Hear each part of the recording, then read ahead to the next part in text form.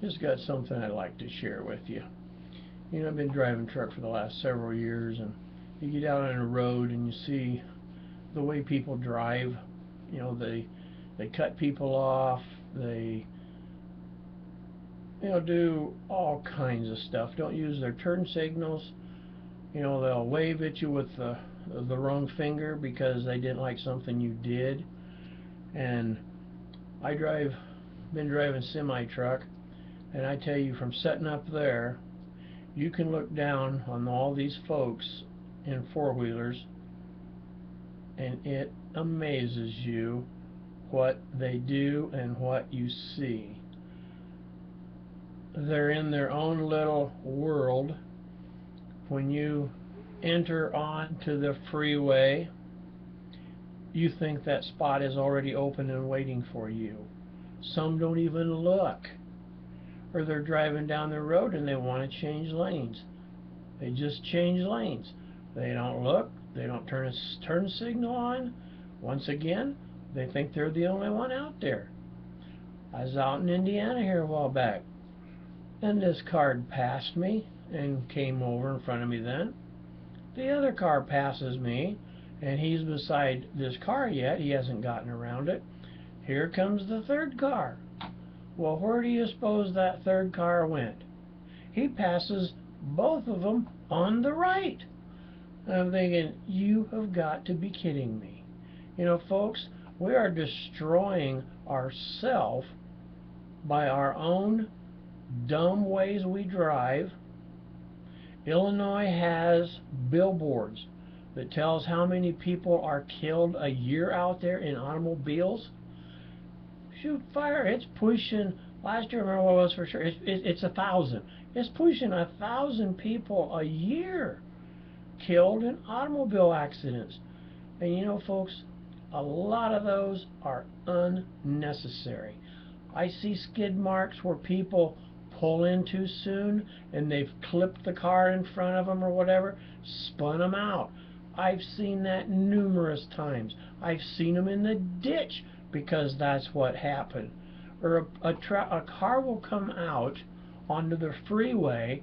I've seen them come right into the side of a semi and just tear that car all to pieces only because they didn't look. Now, you might also say too, semis don't get over. You know what, folks? When I have the time and there's nobody around, I can get over. If you've got to get over and there's other traffic, when that truck leaves the lane to go to another lane, every time a semi moves from one lane to the other, you're creating a hazard. You know, we have blind spots that we don't see behind us, or right beside us even. I've had vehicles be right down beside me, and if your mirrors aren't adjusted perfectly, you will not know they're there. So you've got to be looking and looking before you do anything, and it's ongoing. But folks, one thing too, I had an accident here a while back, and it cost a young man his life, and it was terrible. It made me feel bad for a long time. You know, just a young fella, and made a mistake and paid dearly for the mistake. And you know, it makes me sad. It makes my heart cry. But people, that's the way we drive. You know, parents, when you're driving and you've got your children in there, the things you do, they are watching. And when they get to driving, they're going to do the same thing. And when they do, and they come home and the car's dinged up or whatever, you know, honestly, folks, I don't see how you can chew them out, because you're the ones that taught them. You've taught them how to do it.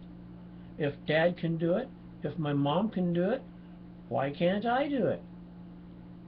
You know, the problem is enough that kids think that they are invincible. Nothing is going to happen. They're just, you know, they're unbreakable. That isn't the case, folks, and you know it. Every time your kid goes out in a car, it's a dangerous situation. People weave around. You're not sure what they're going to do.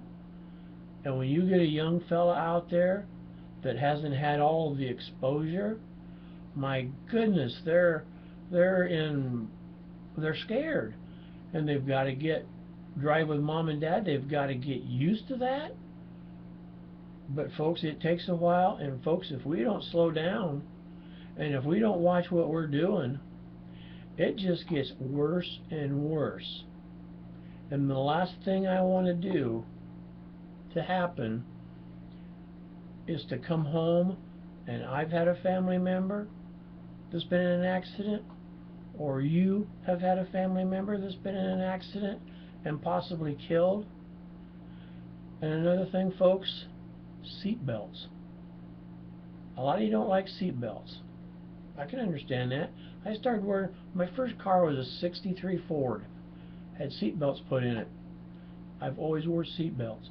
So many of these accidents like are a minor accident, but the person got ejected.